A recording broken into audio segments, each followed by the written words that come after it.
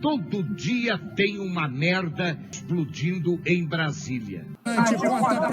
Como a gente viu a politização do discurso mesmo, Total, né? total. Você viu, eu tava vendo uma declaração, por exemplo, do Marcelo Freixo, declarando que o Cláudio Castro, por exemplo, ele deixou de utilizar recursos do governo federal, que foram na casa de 175 milhões. Aí o Cláudio Castro mostrando documentos, por exemplo, que ele exigiu, né, os blindados para serem utilizados que não foram fornecidos pelo governo federal. Então fica jogando a responsabilidade pro outro, né? Todo mundo quer ter ganho político, né? Com uma Exato. coisa tão séria e tão grave, né? E também, eu não sei se o Homer baixou alguns vídeos que eu mandei pra vocês, né? Do pânico da... Ah, o Joel já tá lá? Então vamos dar... Hã? Ah, não, Joel. O Joel. Boa noite, Joel, tudo bem? Tudo bom, Vilela? Como é que você tá? Estamos aí, né? Tentando digerir as notícias com informações que estão chegando a todo momento. E eu imagino que você também tem trabalhado muito aí nos últimos minutos e horas aí, né? As últimas 12 horas foram sinistras, cara. Acho que fazia um. Não foi o que eu trabalhei no mês passado. Marcelo, tá bom, querido? Tudo bem, Joel? Beleza.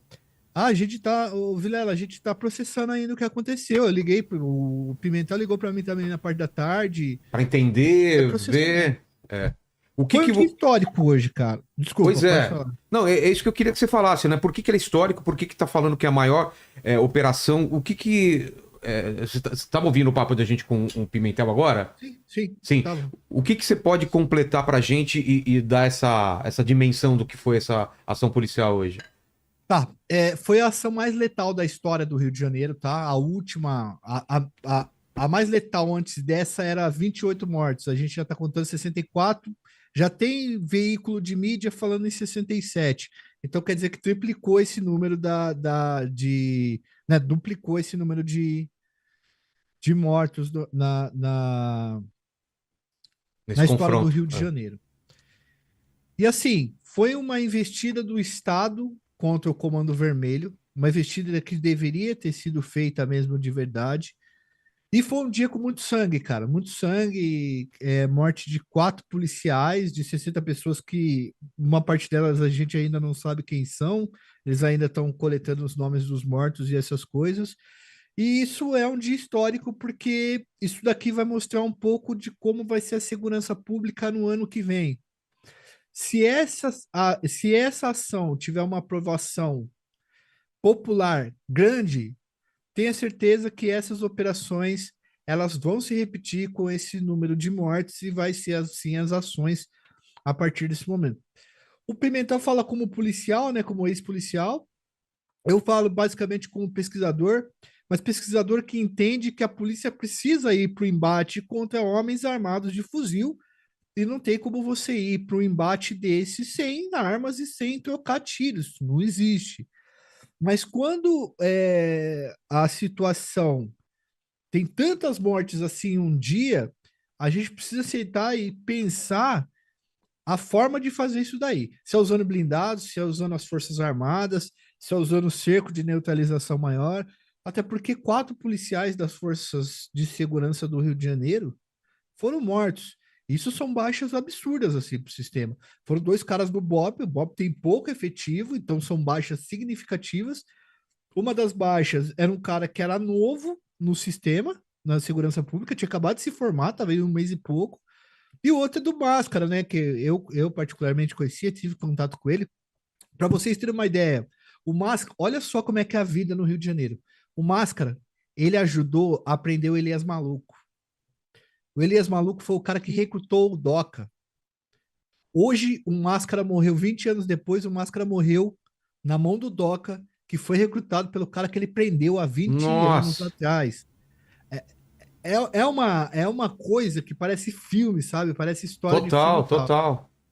E essa falta de diálogo, e aí eu coloco esse ponto, tá? Essa falta de diálogo entre o governo federal e o governo estadual tem que acabar, cara.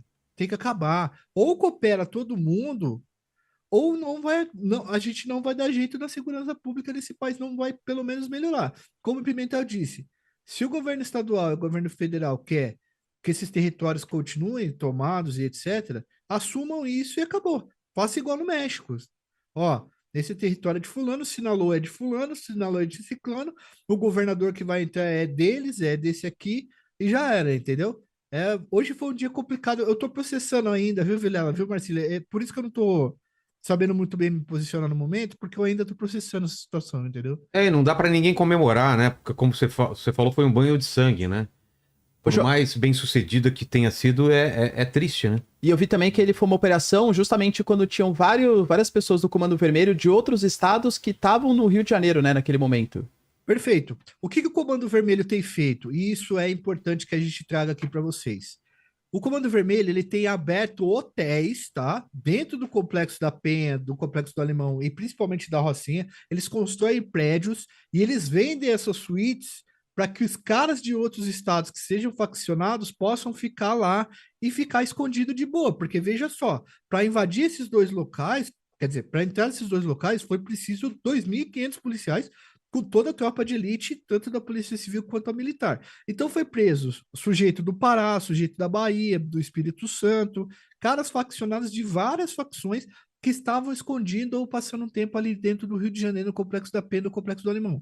Na Rocinha já foi encontrado também cara do Ceará, do Pará, de todos esses lugares, e foi emitido mandados de busca para achar esses caras também, e acharam um pessoal desse.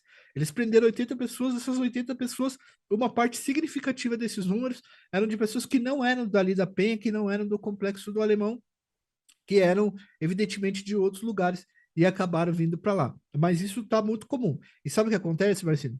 O TCP também está fazendo isso. Os caras vêm, os caras aprendem o know-how, voltam para outros estados com aquele know-how que eles aprenderam do Comando Vermelho de tomar ali os principais serviços da vida cotidiana. Por exemplo, vamos lá.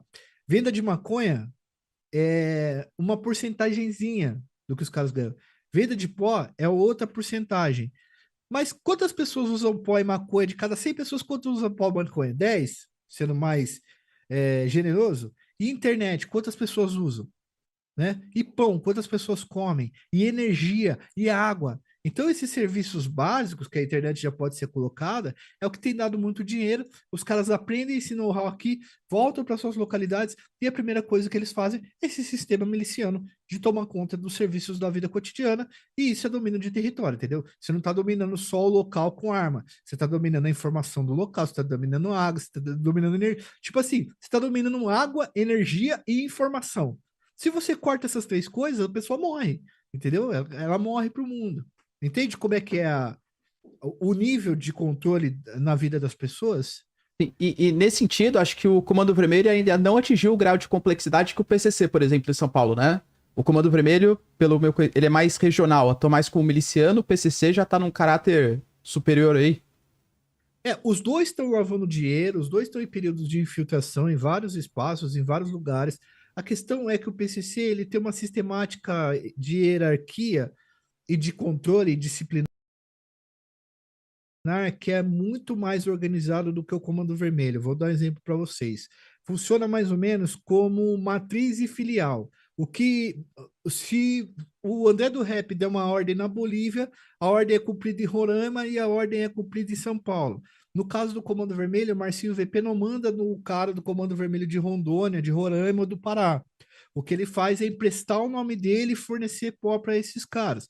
Enquanto o PCC ele tem essa ordem mais rígida.